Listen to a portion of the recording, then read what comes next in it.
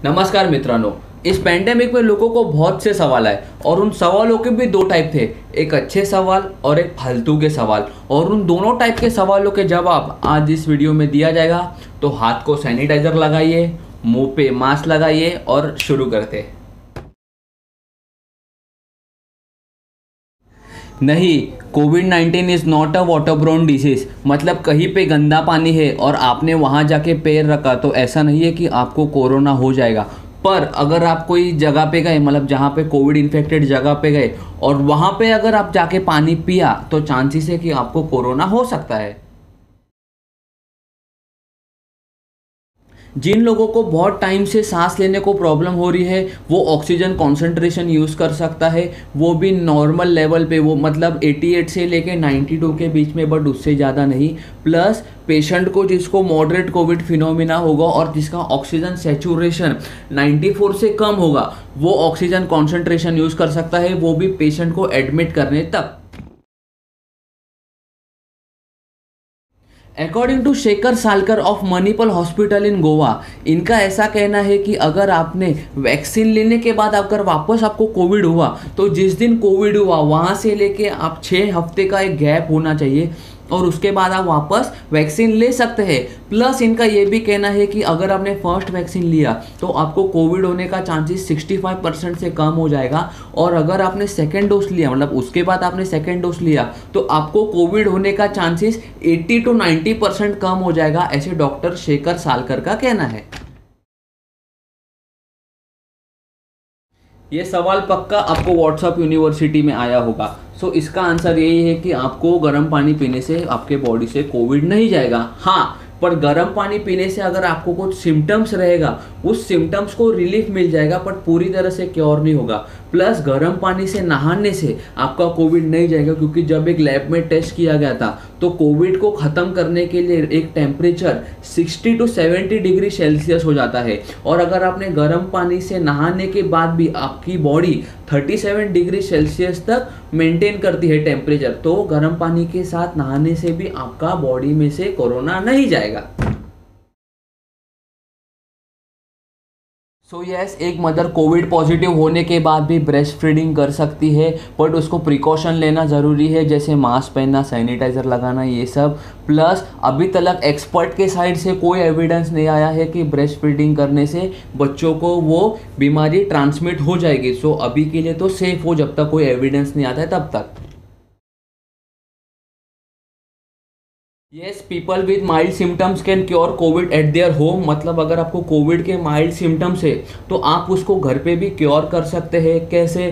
तो बार बार खुद को मॉनिटर करना, अपना ऑक्सीजन लेवल चेक करना, प्लस ज़्यादा से ज़्यादा बॉडी को हाइड्रेट रखना, घर पे हेल्दी खाना खाना, प्लस टाइम टू टाइम खाना, थोड़ी एक्सरसाइज करना।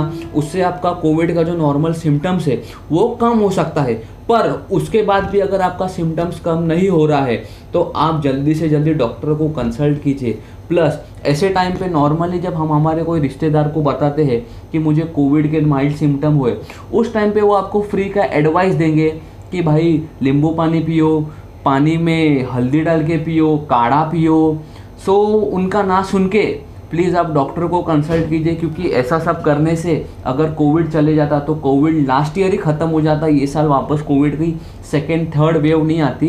प्लस अगर आपके कोई दोस्त ने आपको सजेस्ट किया कि पतंजलि का प्रोडक्ट यूज़ करें तो उस दोस्त को आप जल्दी से जल्दी ब्लॉक कर दीजिए, क्योंकि वो आपकी मौत के पीछे पड़ा है, आपको मारना चाहता है। क्योंकि पतंजलि का प्रोडक्ट कितना अच्छा होता है और कितना ज़्यादा फेक होता है वो पूरे संसार को पता चल गया है। तो प्लीज़ पतंजलि जैसे फालतू के प्रोडक्ट ना यूज़ करें और डॉक्टर को कंसल्ट कीजिए।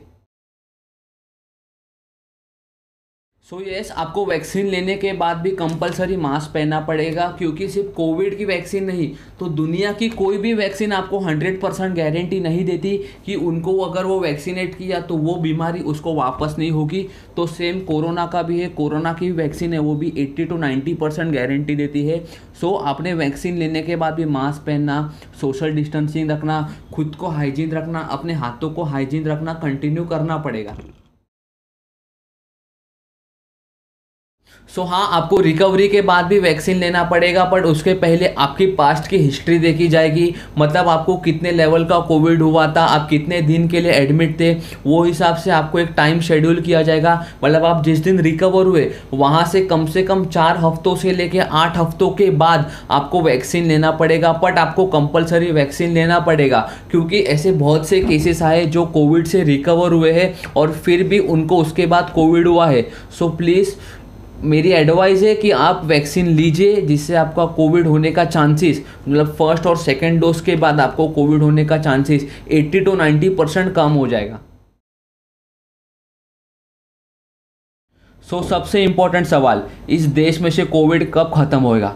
जब तक कोविड और पॉलिटिक्स दोनों को अलग अलग नहीं रखेंगे तब तक कोविड नहीं ख़त्म होगा। क्योंकि आपने जो रिसेंट टाइम में जितने भी डेथ देखी है ऑक्सीजन की वजह से हुई है, ना कि कोविड की वजह से। तो मेरी रिक्वेस्ट है स्टेट गवर्नमेंट से भी और सेंट्रल गवर्नमेंट से भी, आपकी जो गटर चाप पॉलिटिक्स है उसको साइड में रखिए और उनके बारे में सोचिए जिनके वजह से आपको सैलरी मिलती है। हाँ, हम जो टैक्स भरते हैं उसी से ही ये नेता लोग को सैलरी मिलती है। सो मेरी रिक्वेस्ट है आप अपनी गटर चाप पॉलिटिक्स साइड में रखिए और जल्दी से जल्दी इस देश में वैक्सीन ड्राइव बढ़ा दीजिए। जिनको जिनको ऑक्सीजन की शॉर्टेज हो रही है, जिन लोगों को, जिन स्टेट को ऑक्सीजन की शॉर्टेज हो रही है, उस शॉर्टेज को ख़त्म कीजिए और इंडिया को कोविड से फ्री कर दीजिए। So thank you guys for watching this video. अगर आपने ये वीडियो यहाँ तक देखा होगा तो प्लीज़ मेरे चैनल को सब्सक्राइब कीजिए, मुझे इंस्टाग्राम पे फॉलो कीजिए। मैं वहाँ पे रोज़ अपडेट डालते रहता हूँ हर न्यूज़ को लेके। और अगर आपको कोई भी डाउट होगा सो प्लीज़ कमेंट सेक्शन में बताइए। चाहिए तो मुझे इंस्टाग्राम पे पर्सनली DM भी कीजिए, मैं ज़रूर आपके रिक्वेस्ट का, मतलब आपके जो क्वेश्चन होगा उसको रिप्लाई दूंगा। और मिलते हैं नेक्स्ट वीडियो में।